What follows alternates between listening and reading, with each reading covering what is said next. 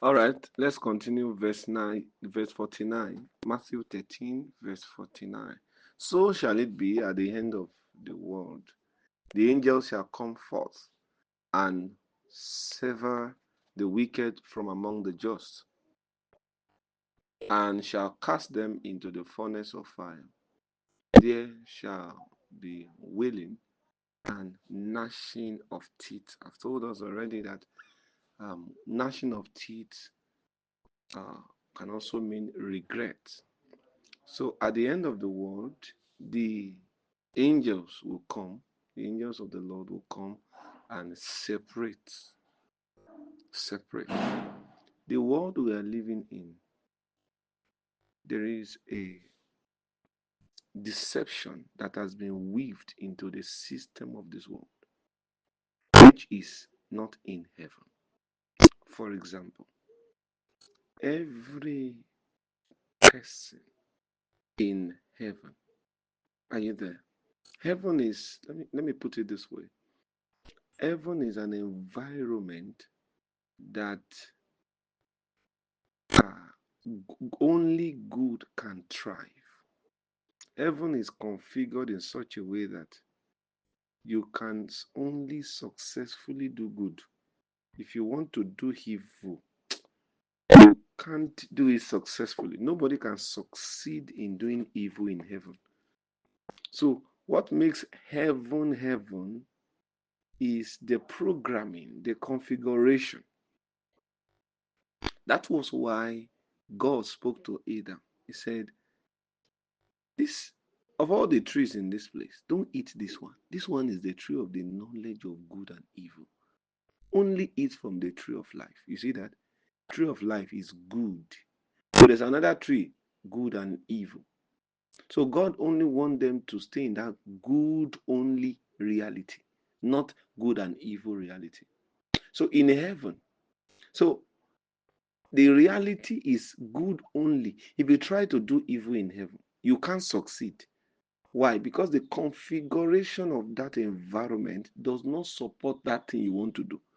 So you will always fail. That's why when Lucifer tried it, he failed.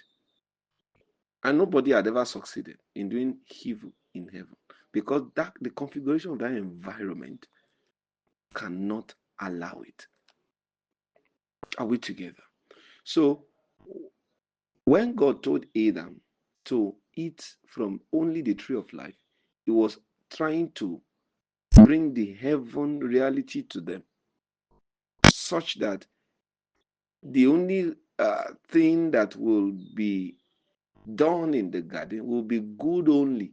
But when they ate the fruit, it was not just about them, although they left the garden, but the eating of the fruit, are you there, led to the reconfiguration of the earth. So, because they ate the forbidden fruit, the earth became forbidden. Because they ate the forbidden fruit, the earth was restructured. The earth became reconfigured to be able to receive both the good and the evil. Thank you, Father. Are we together? That's why if you look at the world where we live in, there is both good and evil. Are we together? You see, everybody looks the same, but they are not doing the same thing. So you see that this world, if you want to do good, you can be successful with it. If you want to do evil, you can be successful with it. All those things are a product of the fall. If man did not fall, the earth will not be configured in this form. So the fall of man reconfigured the earth. So the earth we are now in is a earth that the system of this world, the civilization of this world came out of the forbidden fruit, good and evil. Let me give you an example. The phone you have, your Android phones, with it you can do good, with it you can do evil. Are you seeing what I'm saying? So with your phone you can download a Christian message, you can be following teachings like some of you are doing, and you are getting blessed. With your phone you can be discipled, and you are knowing God more and more. With your phone you can minister to people like I do, and many other Children of God, they do that too. With your phone, you can reach out to souls. With that same phone, you can be corrupt. You can sponsor corruption. You can help other people to get corrupted. You can destroy the world. You can leak out a secret that should not be leaked out. You can post a video that should not be posted. You can share what should not be shared. Why? You discover that everything in this world can allow good and evil. Are we together? Look at the clothes we wear. Look at the clothes we wear. You know, with your clothes, you can preach. Yes, even without talking. Your clothes can encourage others. Are you there? With that same cloth, also, you can seduce people. There are clothes you wear and nobody is seduced. Not because you are looking like a slave, but because you are modest. But there are other clothes you wear and all eyes are on you. Good and evil. Name that one thing that we have in this world that does not carry the good and evil reality. Why? It's because the fall of man reconfigured the earth. Remember that the earth was placed under the control of man. So when man fell, everything under his control was corrupted. Everything under the control of man now has this good and evil reality. That's it. Even the Bible that we read, some cults, that's the same thing they read, but they interpret it in another way. Good and evil. Are we together? Some practice sorcery using Bible. They pick the Bible and then they start rolling it. If you are the one, let the Bible roll to your place.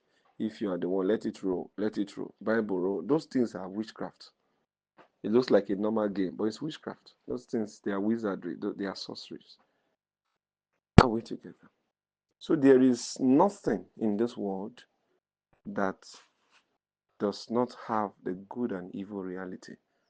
And the reason is because this world has been configured to embrace it, to receive those things, that reality. That's what you can see in heaven. Either the heaven has been configured for the good only reality. Not good and evil, good only.